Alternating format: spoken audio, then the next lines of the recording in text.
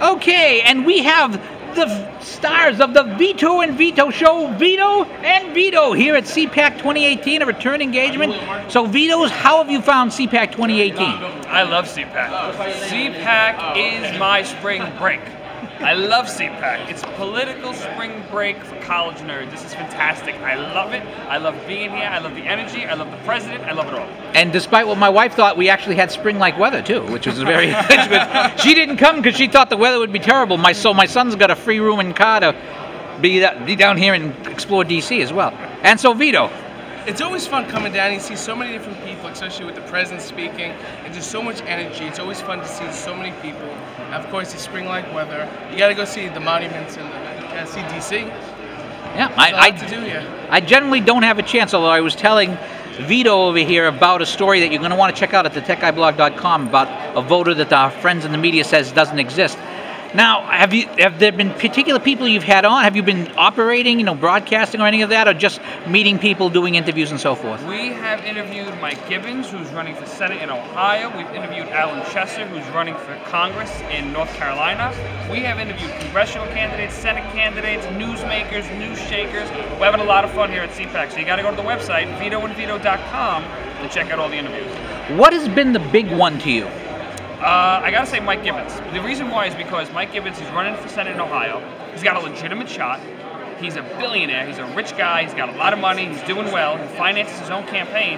And the #1 issue to him is to bring back jobs that have left the United States to go to China, has gone to India, has gone every other country but the United States. So he came here to talk about how we're going to bring back jobs to Ohio, how we're going to bring back jobs to the American worker. So that to me was it excites me because I grew up in a working class family, and to see a politician talking about the values that I grew up in, that matters a lot. Now, Vito, did you see the president's speech? I did.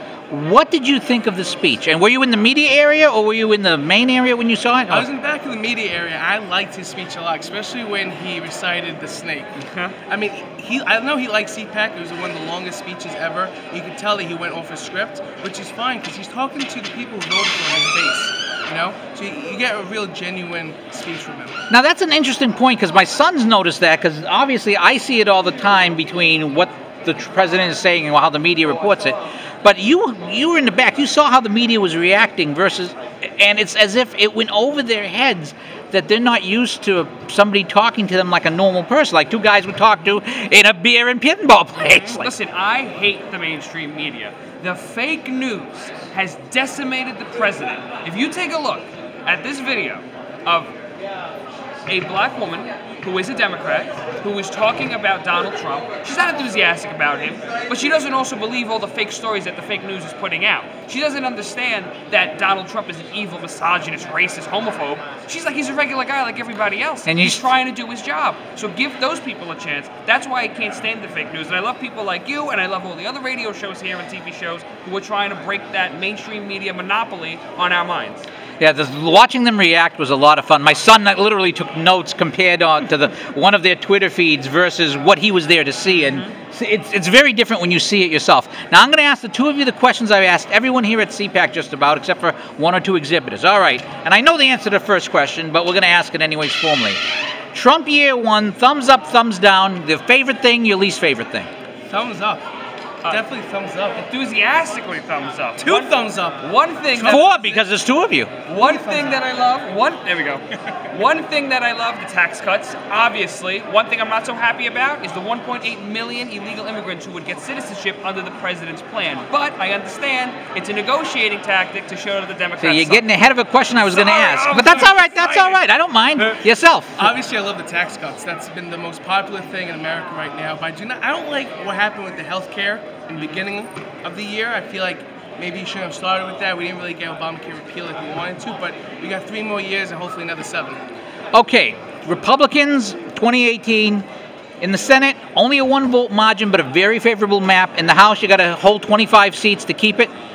Do the GOP hold the House and Senate, and what are the odds, and what does Donald Trump do to help them hold the House and Senate? If Donald Trump keeps talking about making America great again, and he honestly is an honest person, he'll be fine. There's nothing to worry about. The Senate, the House, Donald Trump has changed the game. This notion that the Republicans or the sitting party in power will lose because it's a mid-year election and typically this is what happens, the trend, Donald Trump has defied every trend in every poll imaginable. So I don't believe any of this until the election day. So honestly, I see Donald Trump holding the House, I see the Republicans holding the House and the Senate, but I think it's important to note that we, the Republicans, might have a majority in number, but we have a minority in quality. We do not have quality Republicans. We got horrible Republicans, John McCain, Lisa Murkowski, those people. They're setting us back. We got to defeat those rhinos and put in Make America Great Again conservative. If Donald Trump keeps working his campaign promises, keeps doing what he's been doing and trying to get these things done, is being honest with the American people, I don't think we'll see a problem in the midterm elections either. Okay, now the last question is the one that you already raised at a point. I've been asking people from day one, DACA for the wall, do you make the deal? But the president implied that we might just get the wall without DACA. Do we need to make a deal? And if a deal is offered, do you take the deal to get the wall? Assuming you get a real wall and not a theoretical wall sometime in the future. You don't. You don't need to give DACA for the wall. The wall is a national security issue, and I'm sure you can find the law back in 2006 when the Democrats took over Congress. Prior to that, they wanted a wall. They wanted border security, and it was very vague, so the president could find a way to fund border security with the Congress and try to push that through. Border security is a national security issue. It's not a political issue. So I want to see the president pick up the mantle on that. Look, it's been 2 years almost. I want to see a wall. The president promised us a wall. He keeps talking about a wall. I know he's going to follow through, but the rhinos have to come along also, so the president's going to lead them. And Vito. Cannot make the same mistake that Ronald Reagan admitted to making in the 80s, making this compromise with the Democrats. The Democrats will screw us over and will not get the wall and will amnesty on all these more Democratic votes, and it'll just be a mess. We don't want what Hillary Clinton would have done to have Donald Trump in office. I don't think he'll make that bad deal. And finally, where can my readers find you two young gentlemen with that wonderful collection of vowels that I share with you? Check out www.vitoandvito.com. Give us a follow at Facebook, Instagram, and Twitter at Vito and Vito Show. Vito and Vito of the Vito and Vito Show, thank you so much for your time. Thank you.